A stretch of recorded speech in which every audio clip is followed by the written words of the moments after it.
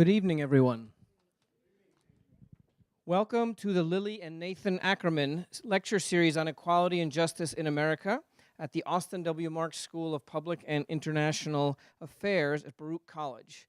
The event and lecture series are supported by a generous gift from Rosalind and Erwin Engelman in honor of Mrs. Engelman's parents, who had a very deep commitment to equal opportunity and social justice, and that's what has inspired this lecture series. So I think we're all in one voice in saying thank you to your parents, Rosalind.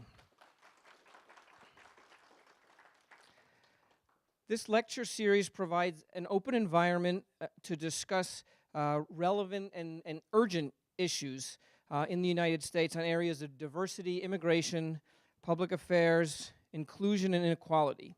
I'm honored to serve as this year's Ackerman Chair at Baruch, where I have had the opportunity to do research and public service and applied research, as well as basic academic research on a variety of really of subjects central to the issues of social justice and equality, particularly work on the effect of legal status, on long-term mobility and human rights, on voting rights and the integration of immigrants into the political process, and on second-generation mobility. That was a weird thing to tell. Not someone else usually tells you about who the Ackerman Chair's work is. But anyway, David's gone. The dean is not here, so I did that. But I want to also say, before I introduce Erwin Engelman, I also want to talk about one of the key functions of the Ackerman lecture is to engage students in the world beyond the university. And this is a particularly apt thing to do tonight because our speaker tonight, Manny Castro, the executive director of the new Immigrant Community Empowerment, is a very recent Baruch MPA. So this could be your future. And he's only 4 years out from his MPA, not to put pressure on any of you students. In any case, without further ado, I'd like to introduce you to Erwin Engelman and to thank Erwin and Rosalind and their family once again for the gift that made this lecture series possible.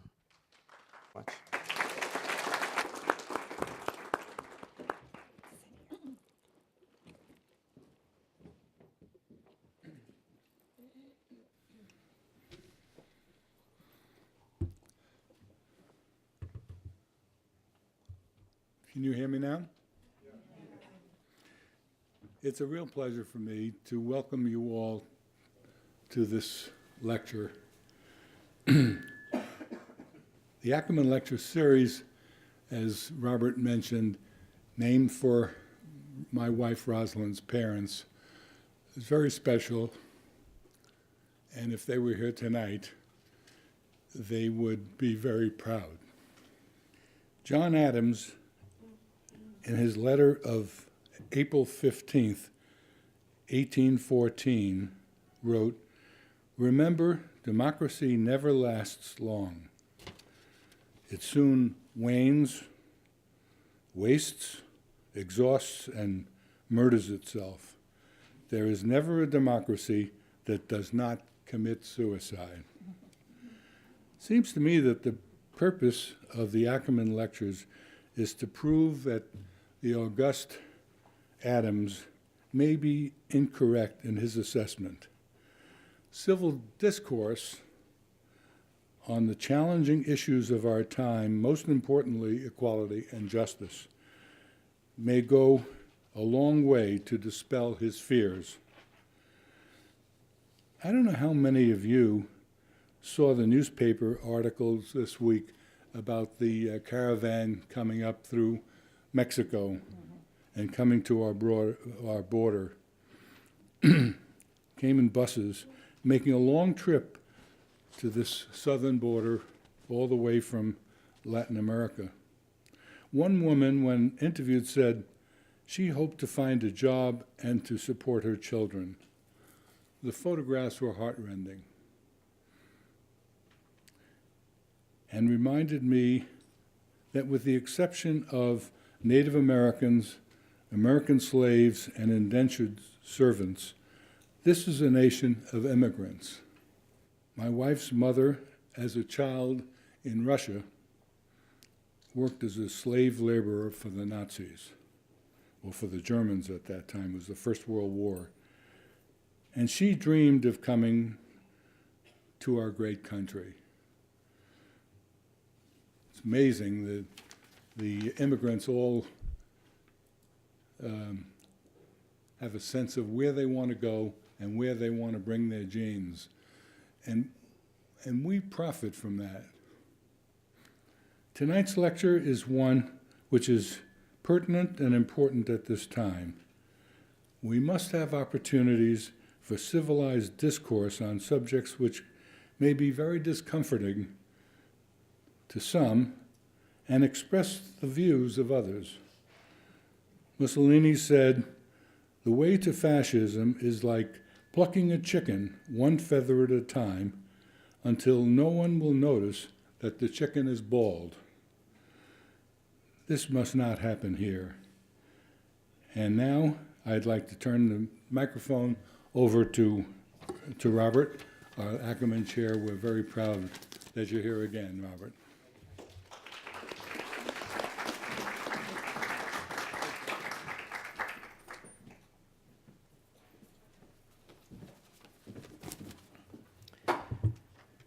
Thank you, Erwin. So the Ackerman Chair is a chair in social equality and social justice. And the question that motivates it is how do we achieve better and more equality and justice in a society that's very unequal and very unjust? But it's not a society that's completely unjust. It's a society that has institutions that respond, and it has many people of goodwill who want to make things better. Manny Castro and the institution of which he's the executive director, New Immigrant Community Empowerment, are exactly the kinds of institutions that, and the kind of people that we need to address these issues. I'm going to tell you a little bit about Manny later, but right now I'll say this. He has two things that are very necessary in leaders. One is he's a big strategic thinker. He's always been asking, how do we change? We have a lot of undocumented workers. How do we change the law? But he doesn't stop there because that's a big thing to move. He also says, how can we help these people now? What can we do to try to fix the problems that they're encountering? He envisions the body, he embodies the vision of the Ackerman Chair in ways that I think are quite important and quite vital and necessary. NICE, the New Immigrant Community Empowerment, is an organization that works to defend immigrant workers and day laborers, the most unempowered workers in our community.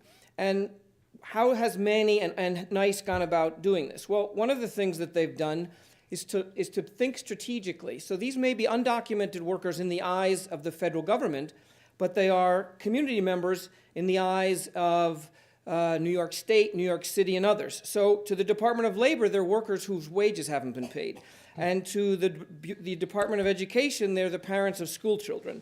And to OSHA, they're workers that need training. So Manny and NICE have been able to collaborate with those institutions to help empower these workers to defend their rights and to be able to get back pay. They recover over $100,000 a year in back pay at NICE and have over 3,000 members. I don't want to say too much about NICE because you're going to hear a lot about it from Manny. But it's this kind of simultaneous big strategic thinking and actionable planning that's very, very important for people running organizations like this. So Manny and I'll tell you a very little bit about his story. I've known Manny since he was an undergraduate when I got a stray email saying, "Can you help me with my thesis?" From someone I'd never heard of before, and I said, "Okay, sure." And now, 20 years later, here we are as friends and colleagues. Manny is the child of Mexican immigrants. He's the first in his family to go to college and grad school, and he has dedicated his life to serving the community from which he comes and also the city, state, and country in which he lives and which has given him the chance to thrive. He is a big strategic thinker, and he simultaneously is working on how to change the law to illegalize people and how to get OSHA and the Department of Ed and the Buildings Department and others to work to improve the welfare of immigrant workers. He embodies everything that's good and great about New York City, and about Baruch. He's, as I told you, he's one of ours. I think it's when he's done, we should give ourselves a pat on the back and him a large round of applause. And I think he embodies what the intent of this Ackerman Lecture Series was. So please join me in welcoming Manny Castro, the Executive Director of NICE. Thank you, Rob. I don't think I need this. Can you hear me okay? Okay, great. Let's see. Okay. Well, first of all, I want to say thank you to Professor Smith. I haven't had the chance to thank him for all his support in his mentorship over the years in such a setting. So I want to take the opportunity to do that today because Professor Smith has meant so much to me and to many other of his students and many of the other young people he's mentored over the years. And just to continue on the story that he just shared, when I was an undergraduate at Hampshire College, I had just moved from Brooklyn to Hampshire, and I was an undocumented student. And this is before the concept of dreamer existed. This came a few years later. And so at Hampshire, I just felt very isolated. I didn't know what I was doing. And I didn't even know if I was going to stay at Hampshire because I didn't know if my scholarship would be valid to stay. And so it occurred to me that I wanted to do some research on the Mexican community in New York. As a Mexican who had migrated there when I was a child, and my parents and my brothers still living there, I figured that would be a pursuit worth taking. But there was not a whole lot out there about the community.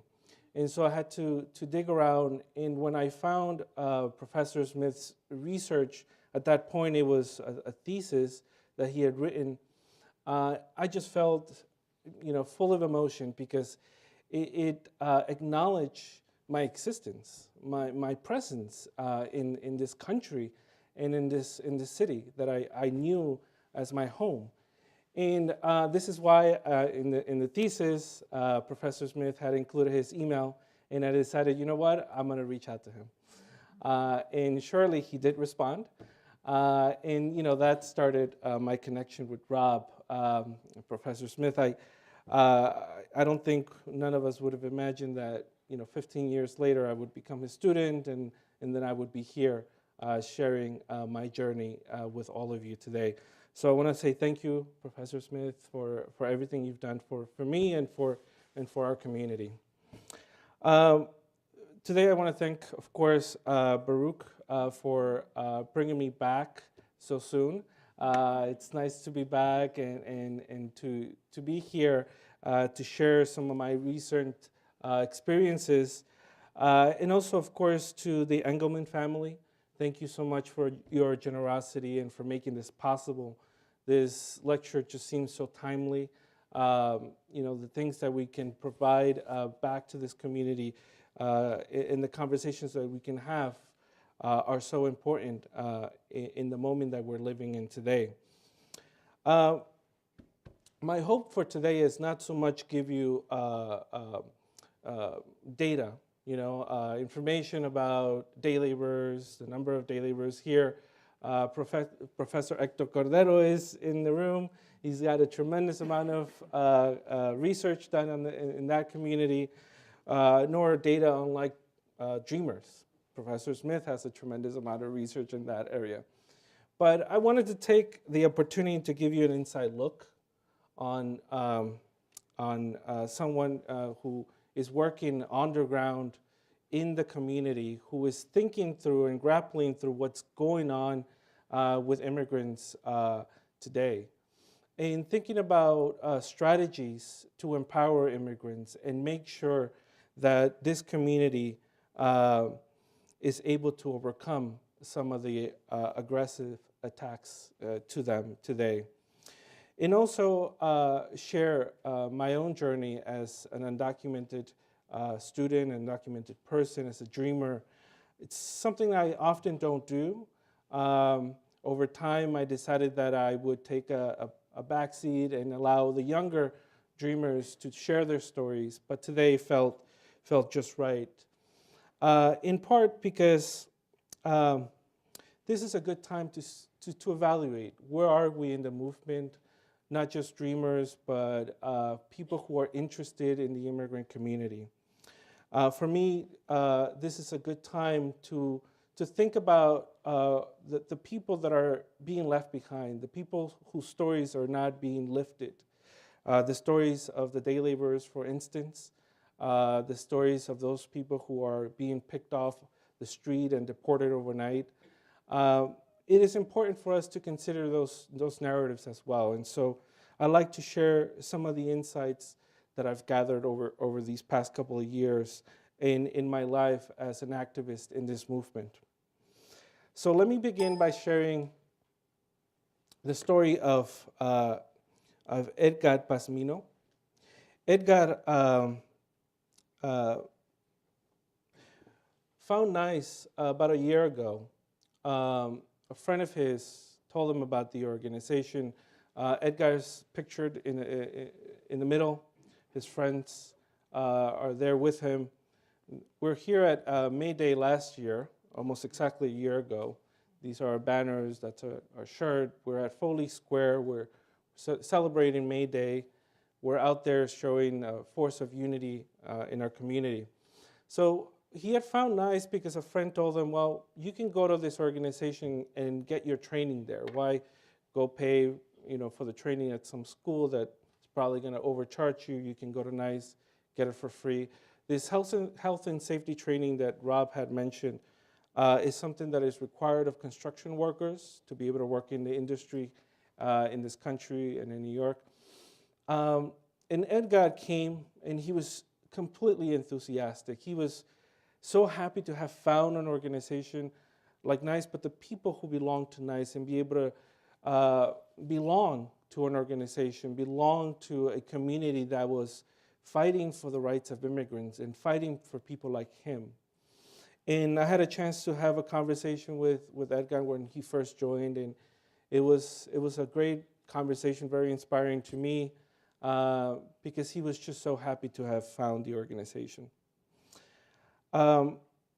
He took the health and safety training, and a week later he also took a scaffolding training. It's not a required training, but it was something he wanted to do because he wanted the training. It was the same day as May Day, and then later in the day he came out to this rally. Unfortunately, a couple of months ago, Edgar shared with his coworkers that he was afraid for his life.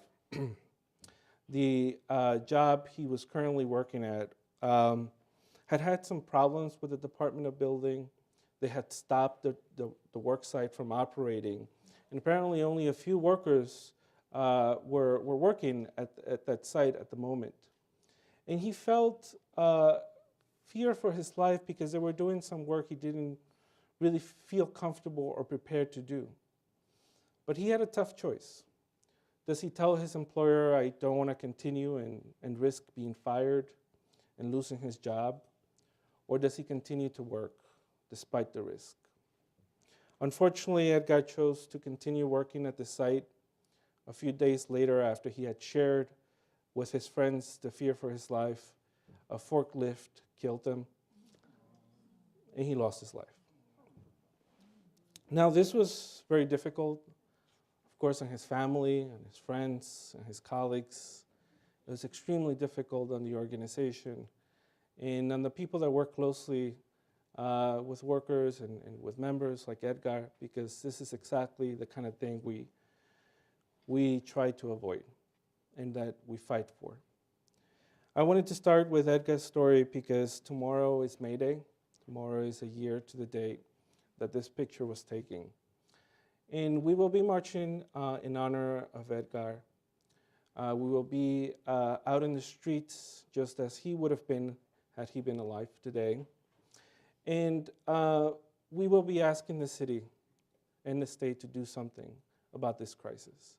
Many of you might not have heard of this or might not have not known about this issue before tonight, but almost 500 workers have died in the past decade in a similar way as Edgar died 2 months ago.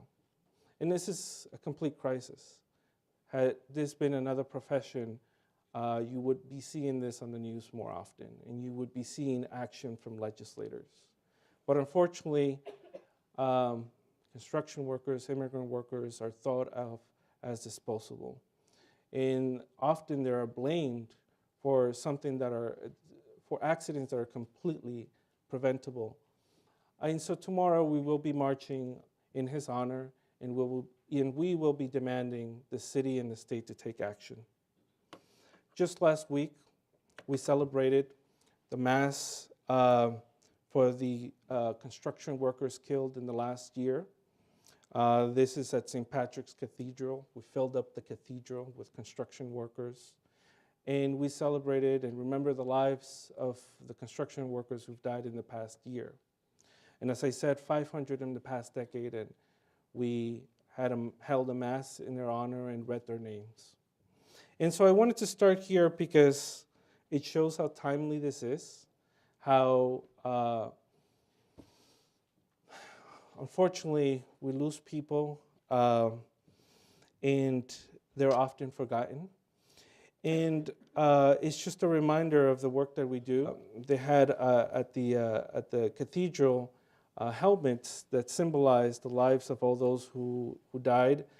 Edgar's family couldn't make it to the Mass, and so I had a chance to go up and pick up the helmet and walked in the procession on his behalf. And this has impacted me and my colleagues because he was a close member of the organization. And so it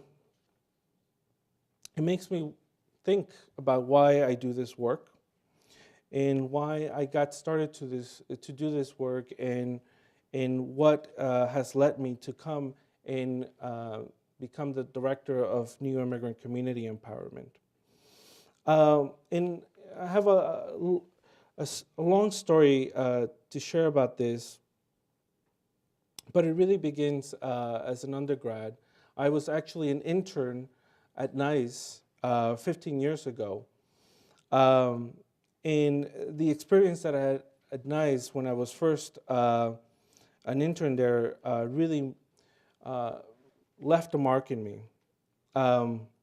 As I said, I was an undergraduate at Hampshire College, and I went there to study film. And I wanted to make documentary films to share the stories of the people that I had been, that had grown up in neighborhood of Sunset Park in Brooklyn. But I realized that I couldn't do that with my life. I felt that I needed to do something for my community, and I needed to do something that I could bring my family and the rest of my community along. And so I applied for an internship at NICE. And once I was accepted and I began that internship, I was paired with a community organizer there. The community organizer, the first assignment he gave me was to work with the Sikh community who had been victims of hate crimes. This is right after 9/11. And as an intern, I experienced, I was able to meet people who had been victims of hate crimes. I had a chance to go visit their family members who had been beaten, who had been abused by people in the community that didn't want to see them around. And so that left a mark in me. And when I went back to school, I began to organize.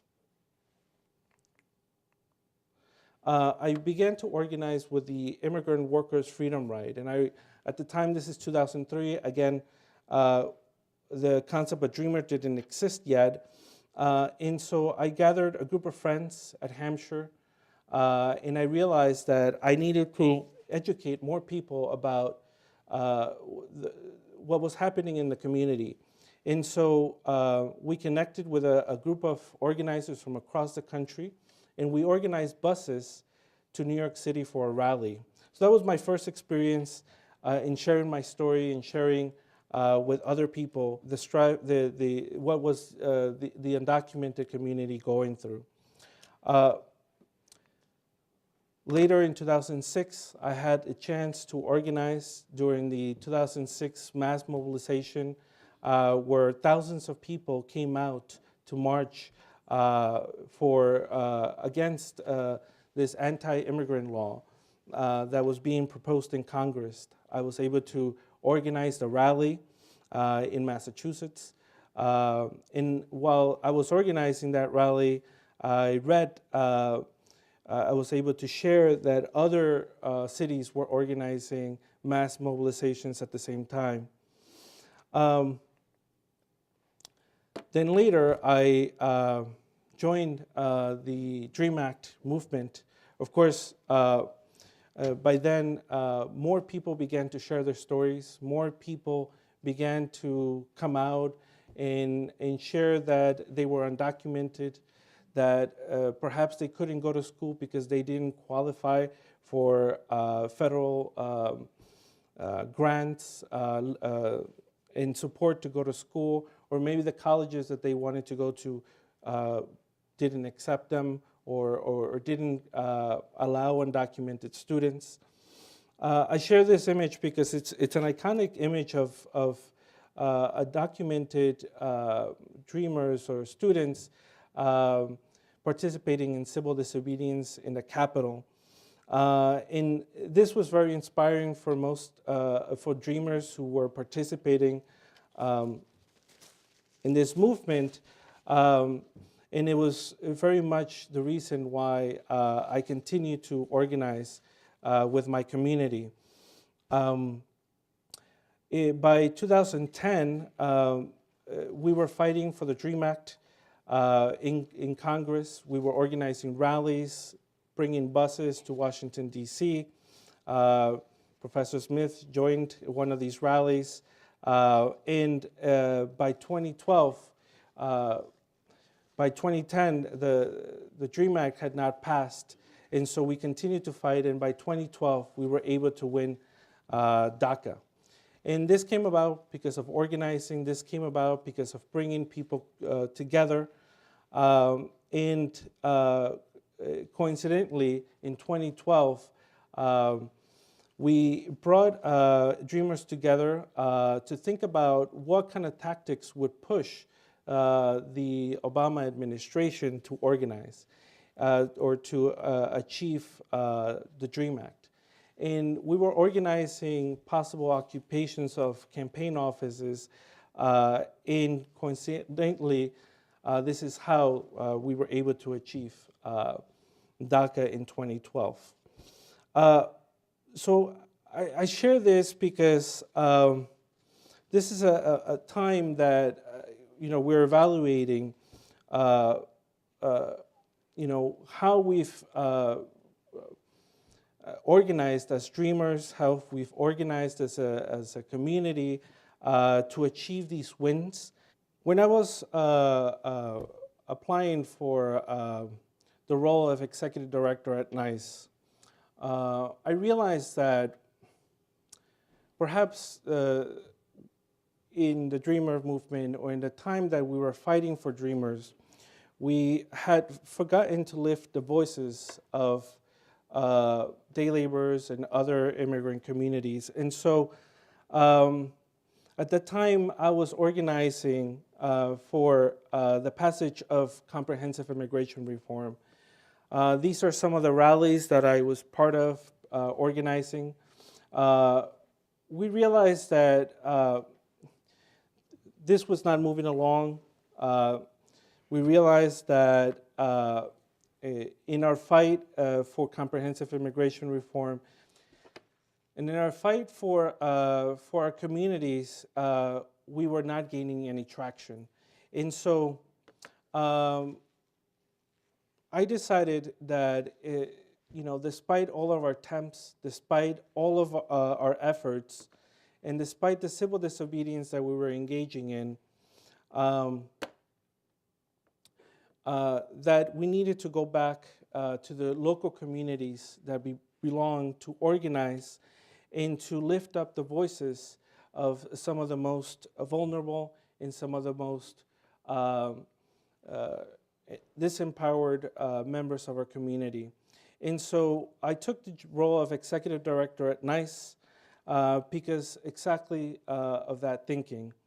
When I had the opportunity, I took the role and I began to organize. I went back to NICE, I went back to my roots, and at that point, NICE, New American Community Empowerment, was still organizing vulnerable workers, vulnerable communities.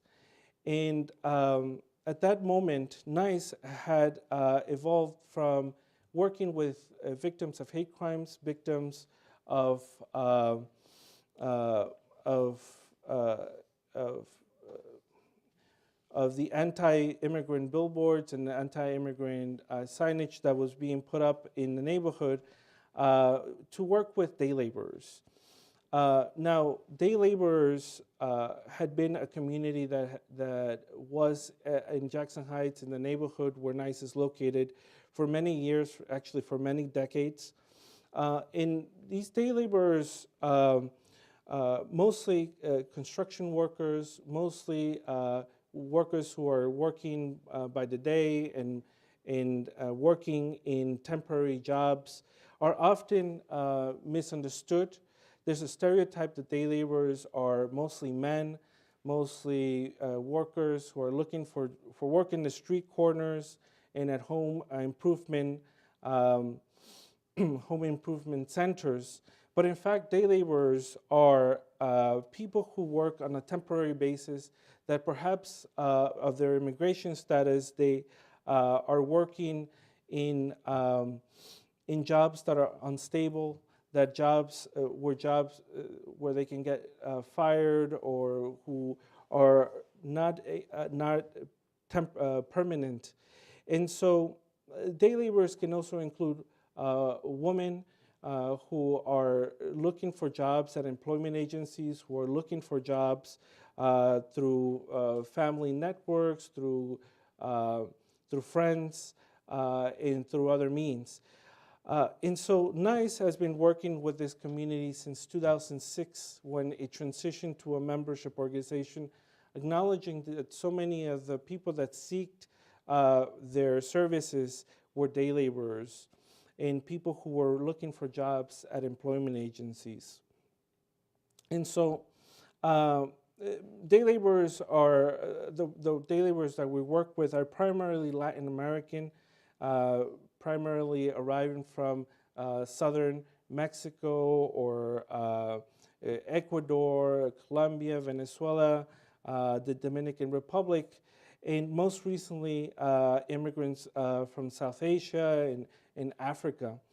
And so the day laborers that we work with are primarily defined by the lack of immigration status. A lot of them have arrived recently, but some of them have been in the country for 10, 15, 20, 30 years. People who have not been able to achieve a relief through comprehensive immigration reform since the last opportunity to do that was in 1986. And so they face a tremendous amount of obstacles as a community. They face workplace exploitation. Because of their status, they enter into relationships with employers that are often abusive, that often have them working in jobs that are dangerous, that are unsafe, and are often not paid what they were promised or not paid at all. Employers use different tactics to be able to exploit these workers, knowing that because of their status, they are less likely to leave the jobs. less likely to say something about the conditions they have them working in. The population that we work with are also victims of services fraud, primarily from abusive and fraudulent employment agencies that are technically regulated by the Department of Consumer Affairs and by the state, but many of these employment agencies are unlicensed, and they utilize schemes to be able to take advantage of workers that are in desperate situations looking for work. These communities are also victims of fraudulent lawyers or people who pretend to be lawyers, who pretend to help and support communities, immigrant communities, but instead often lie to them, submit applications or claim to submit applications for money, and often they disappeared without providing any support or any relief to the immigrants that seek their support. And so with the employment agencies, what often happens is that a worker goes and finds a job, maybe they get sent out on a job, and the employment agency charges $40, the job pays maybe $80 or $100. So even though the employer is paying minimum wage after the fee, the workers are often working under that minimum wage. Access to services, because these communities are often targets of police and are often targets of authorities, particularly day laborers. They fear accessing certain services, such as homeless shelters, which is often a necessary lifeline for them if perhaps they couldn't find work and are left homeless, or after years of not visiting the doctor, they are afraid of visiting the doctor. So just general access to services, critical services, is a significant obstacle and something that workers come to us for quite often. And so I share this because although these communities go through a lot in their lives, and despite all the challenges, these workers are often more than willing to come together to organize and to build campaigns and to fight for what they think is just. And so what we do at NICE is convene workers and worker committees to organize around campaigns. We provide services, but we provide services in a way that that immigrant workers are also participants in, for instance, developing a worker center where together they organize jobs and organize teams of workers who go out on jobs and together protect each other from being exploited at job sites. And so just to describe a few of, this is a group of workers at a job site. Just to describe a few of the victories that as an organization we've been able to achieve in the past couple of years. NICE led a campaign to reform employment agencies at the state level. And this campaign brought light to the fraud that was occurring as a result of employment agencies in the schemes that they were running in these communities. And so as a result of workers running a community education campaign, this is a graphic novel that a group of workers came together with organizers. They put it together and they published it through El Diario La Prensa and other news outlets.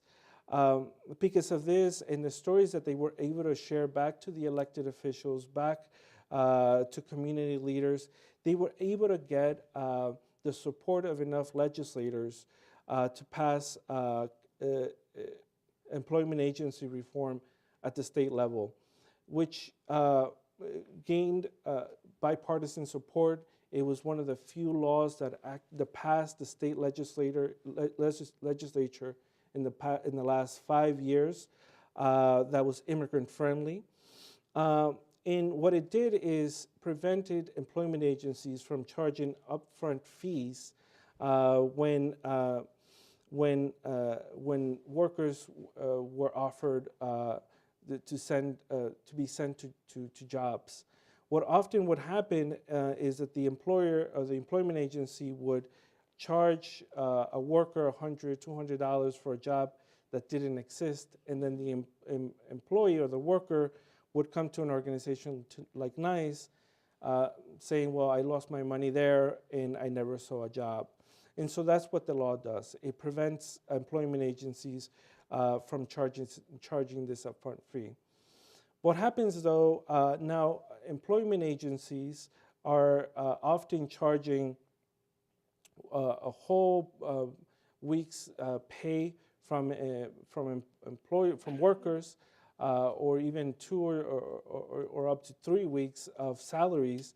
And so these are schemes that they've been able to develop as an organization and as a comité.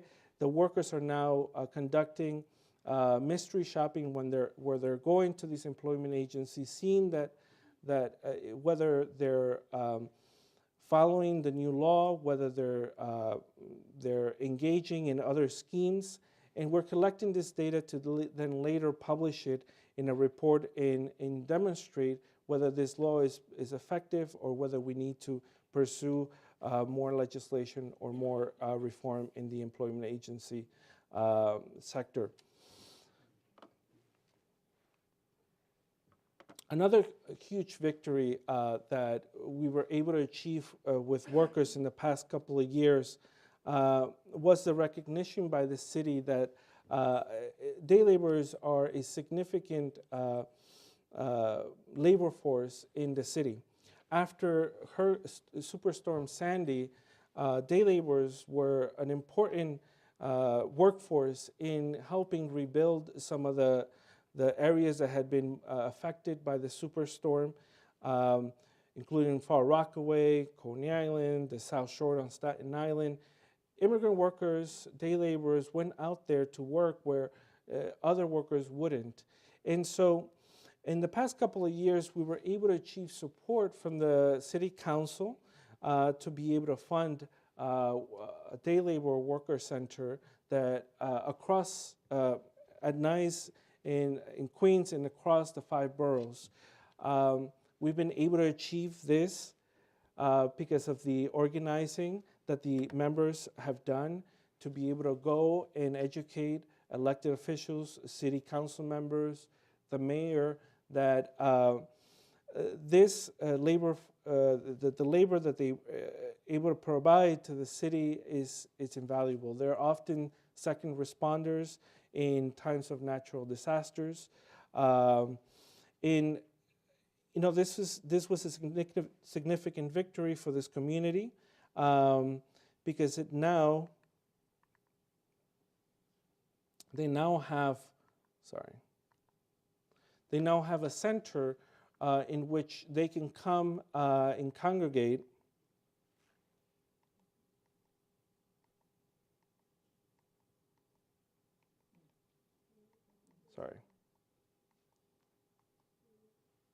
They now have a center where they can come and take trainings. They can come and shelter themselves from severe weather conditions. They have access to facilities.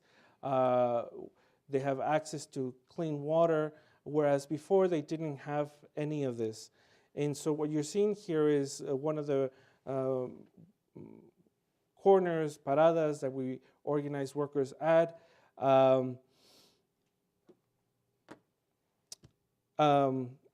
The other great victory that we've been able to achieve through community organizing is a wage theft campaign where workers identify some of the major issues that they were dealing with, and they realized that wage theft was by far the most significant one, because when they're not paid the wages that they're promised, or where they're not paid the complete amount agreed upon, then they can't pay their rent, they can't pay for their expenses, and often that leads to a lot of issues in their own personal lives and in their family lives.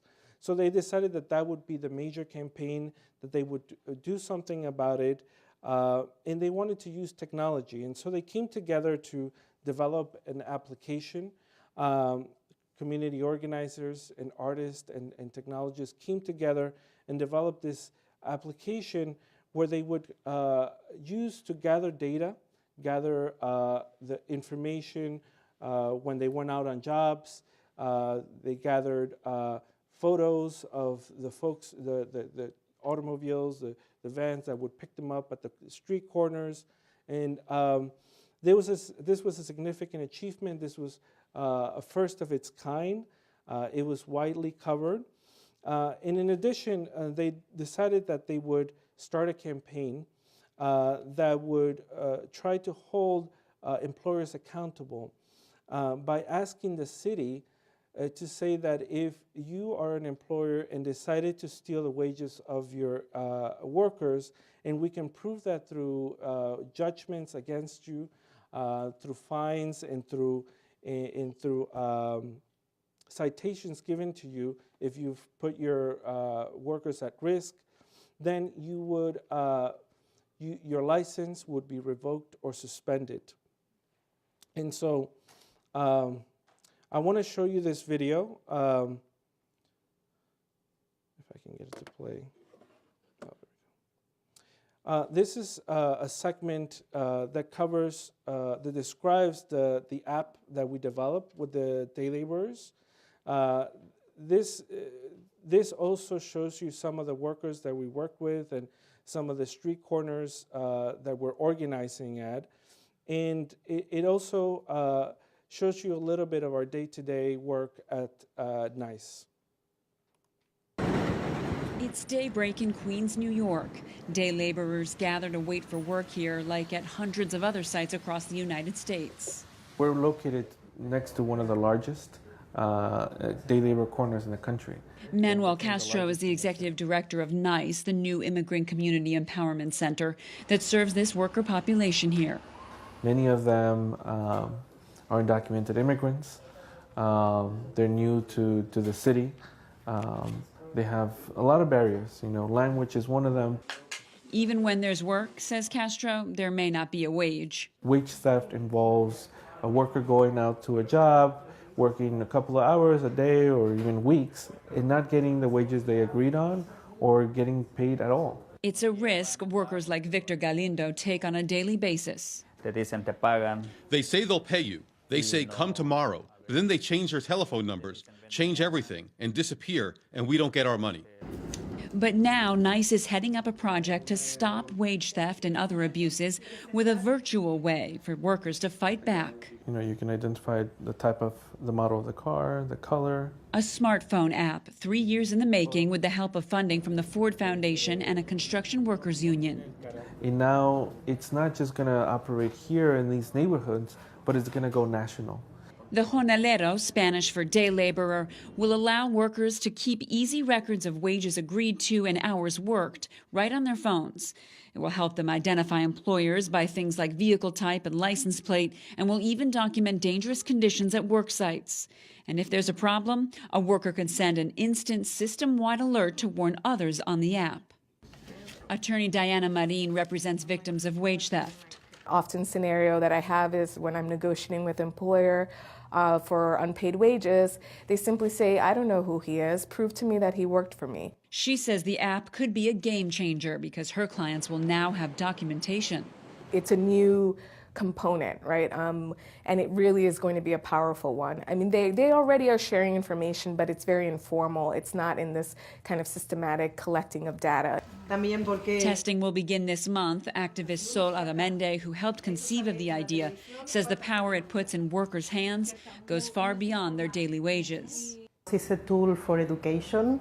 While you learn how to use it, you also learn about your rights. Makes you feel that you're not alone in the corner and you are part of a movement. Erica Pizzi, Al Jazeera, New York. It's daybreak. So the workers were able to achieve this only because they were able to come together and think about strategies to tackle some of the day-to-day struggles that they were facing. And technology was only one of the options, but they developed several different tactics to be able to tackle this problem. And one of the most significant tactics that they developed is being able to have organizing support for when an employer steals their wages and then they want to negotiate to get this money back. So what often happens is that when a day laborer or construction worker comes to NICE with a wage theft campaign, we don't just send people to a legal service provider, but we actually sit down with the worker and we call the employer and we say, well, this worker is a member of ours. We're calling because you agreed to pay them a certain amount or you haven't paid them. And we try to negotiate the money back then. Often that is successful. Employers, often subcontractors, realize that the workers have support from an organization, and then they agree to pay them back. They agree to meet them somewhere and pay them back for their wages. This app has been an interesting development. It's something that we partner with the National Day Laborer Organizing Network to produce. It is now being used in 7 different states. And it's still, honestly, in a pilot phase. We're trying to assess how useful it is for workers, how accessible it is for all workers. We're trying to develop other technologies, and we're trying to figure out whether using an application like this one or using an existing application like WhatsApp to send alerts to workers who are connected through that existing app is better. So it's a work in progress, but we've been able to achieve this through a lot of intense organizing with workers, with committees, with people who have decided that they would take it upon themselves to do something about the situation they're living in. And so I wanted to show how workers are, despite all these obstacles that I shared, the daily lives that they live, are still able to come together, organize, and with the organization support, lift up the voices of some of the most vulnerable workers in our society. And I think that we're in a different moment with what's going on in our country. Just in the past couple of weeks in New York, immigrants have been targeted.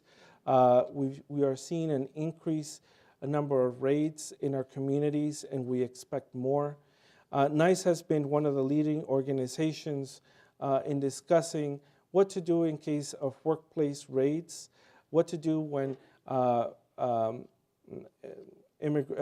immigration enforcement agencies come into the workplace and take possibly dozens of workers. How do we react as a community? How do we react as organizations? And where do we go from there? And so I believe that this is an interesting moment in the movement. This is an interesting moment in how we think of our movement moving forward. I believe that we need to put these workers and this community up front and center. We need to make sure that we're lifting up these stories. in that we're incorporating them in our work moving forward. I think the work that we did to develop the Dreamer movement was significant. It was something that we achieved through a lot of work in organizing, but at the end of the day, this is not what is going to get the entire community along to achieve actual relief to all the community.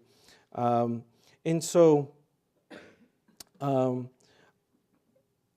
want to say that if you talk to any of these workers who have been part of these organizing efforts, they tell you that they want to work with our communities to make sure that everyone's humanity is upheld, including theirs, of all workers that are fighting for justice in their community. They're not thinking just about themselves, but they're thinking about others. And we should